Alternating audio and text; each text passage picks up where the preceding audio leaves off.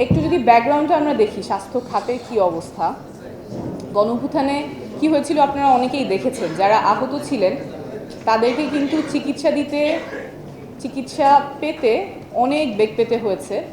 যারা স্বাস্থ্যকর্মী ছিলেন, ডাক্তার ছিলেন, নার্স ছিলেন, তাদেরকে কিন্তু সরাসরি নির্দেশ দেওয়া হয়েছিল আহতদেরকে চিকিৎসা না দিতে। পুলিশ এসে ইনস্ট্রাকশন দিয়ে গিয়েছে রোগী যাতে ভর্তি না হয়, রোগী যাতে ভর্তি না নেওয়া হয়।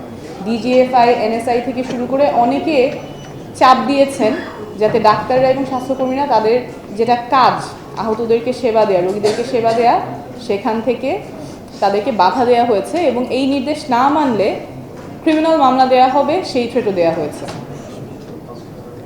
এইটাই ছিল আমাদের বাস্তবতা গত বছর জুলাই আগস্টে।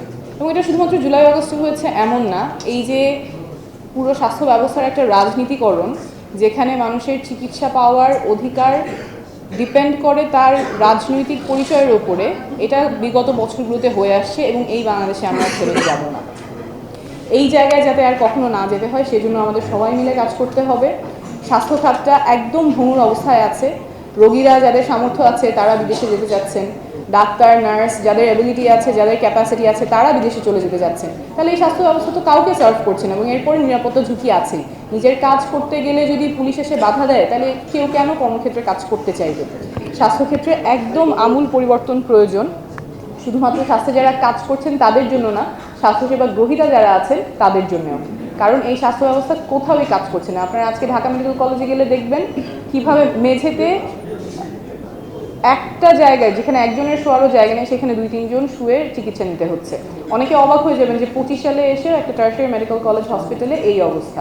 আমরা তো সুস্থ অবস্থায় মেঝেতে শুই না, কিন্তু অসুস্থ অবস্থায় যেখানে আমার খুবই ক্রিটিক্যাল কন্ডিশন, সেখানে রোগীদেরকে মেঝেতে থাকতে হচ্ছে। তো এই স্বাস্থ্য ব্যবস্থার এখন যে বর্তমান পরিস্থিতি, সেটার অনেকটাই প্রভাব আমাদের যারা রাজনীতিবিদ ছিলেন, যেভাবে স্বাস্থ্য ব্যবস্থা পরিচালিত হয়েছে, যে দুর্নীতি অনিয়ম চলেছে, সেটার রেজাল্ট। এই জায়গাটাতে আমাদের আর ফেরত যাওয়া যাবে না। আমাদের একদম সব কিছু আমূল পরিবর্তন আনতে হবে।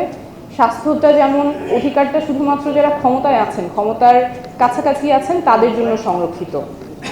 একটা আইসিইউ বেড পেতে হলে কাউকে চেনা লাগবে, এমপিকে চেনা লাগবে বা ক্ষমতাসীন কাউকে চেনা লাগবে। হাসপাতালে ভর্তি হতে হলে, সিট পেতে হলে কাউকে চেনা লাগবে, কিছু টাকা পয়সা দেওয়া লাগবে। এরকম তো হওয়ার কথা ছিল না। আমাদের ইউনিভার্সাল হেলথ অ্যাক্সেসটা পাওয়ার কথা ছিল, কিন্তু সেই জায়গায় আমরা স্বাধীনতার এত বছর পরেও পৌঁছাতে পারিনি।